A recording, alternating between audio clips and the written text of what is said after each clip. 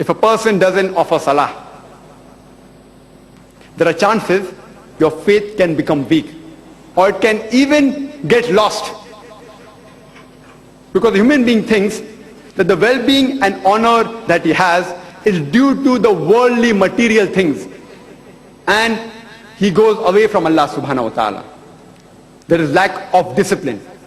When he goes away from Allah subhanahu wa ta'ala to acquire the worldly desires, the material things, there are chances that he may do foul play and go away from the sirat al-mustaqim, from the straight path.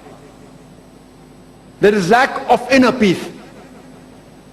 Irrespective how much wealth a person has, the wealth cannot gain him peace. And the reason that the people don't offer salah is due to lack of knowledge.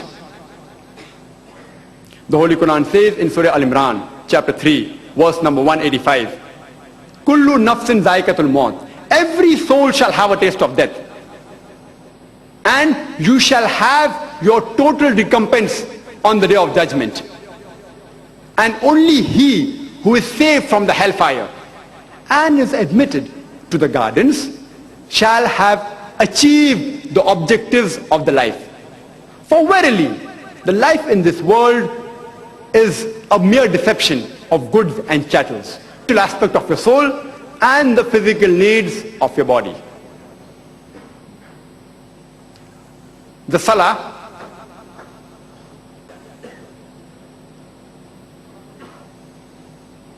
there are various benefits of offering salah.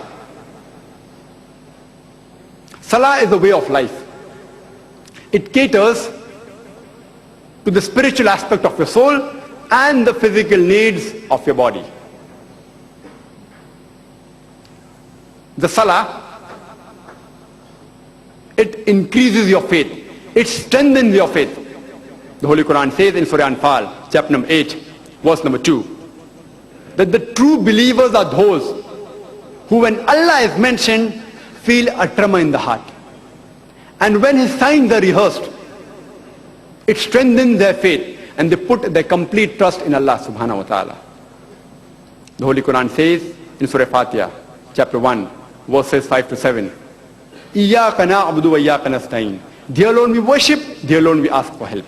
Ihdina sirat al-mustaqim, sirat al-lazina namta alayhim, ghayr al-maghdubi alayhim, waladdallin. Show us the straight path, the path of those who have earned high favor, and of those whose path is not wrought, nor who go astray. It increases the discipline of your life.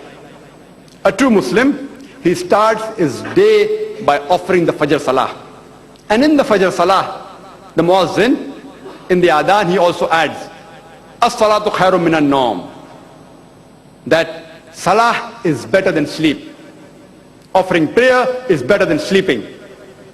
And a true Muslim, at intervals, he offers Salah. And he ends his day with the Isha Salah before he goes to sleep. The Salah, it also improves the social conditions.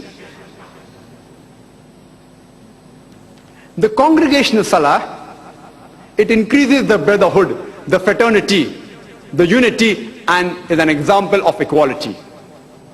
The solidarity increases.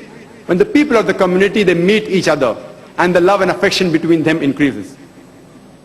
The Holy Quran says in Surah Hujurat, chapter 49, verse number 13, Ya ayyuhan nasu, inna khalaqnakum min zakrin wa unsa wa ja'alnakum shu'uban wa qaba'ila lita'arafu, inna akramakum indallahi atqakum, innallaha alimun khabir. O humankind, we have created you from a single pair of male and female, and have divided you into nations and tribes, so that you shall recognize each other, not that you shall despise each other. And the most honored in the sight of Allah subhanahu wa ta'ala is the person who has taqwa, who has righteousness. And Allah is all-knowing, full of wisdom.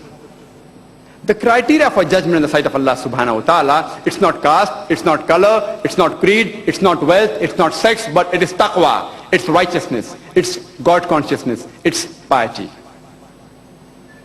The Holy Quran says in Surah Humazah, chapter 104, verse number 1, وَيْلُلْ لِكُلِّ هُمَزَةٍ لُمَزَةٍ.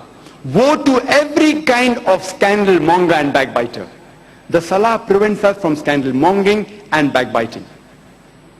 The Holy Quran says in Surah Hujurat, chapter 49, verse number 11 and 12, Ya ayyuhallazina amanu, O you who believe, let not men amongst you laugh at others. You may never know that the latter may be better than the former. Let not women laugh at others. You may never know that the latter may be better than the former. Do not defame. Do not be sarcastic. Don't call each other with nicknames. Ya ayyuhallazina amanu, O you believe, avoid suspicion. For suspicion in many cases is a sin. Do not spy on one another. Neither speak ill about people behind the back. That means don't backbite. Are you ready to eat the flesh of your dead brother? The Holy Quran says that if you backbite, it is as though you are eating the flesh of your dead brother. Because eating the flesh of your dead brother is double crime. Eating flesh of a human being is a sin. Even the cannibals who eat human beings, they don't eat the meat of their own brother. So the Holy Quran says if you backbite, you are doing double sin. It is as though you are eating the flesh of your dead brother. Speaking ill about someone without proof is a sin. Speaking ill about someone behind the back is double sin. And Allah subhanahu wa ta'ala says and gives the answer, nay, you will abhor it.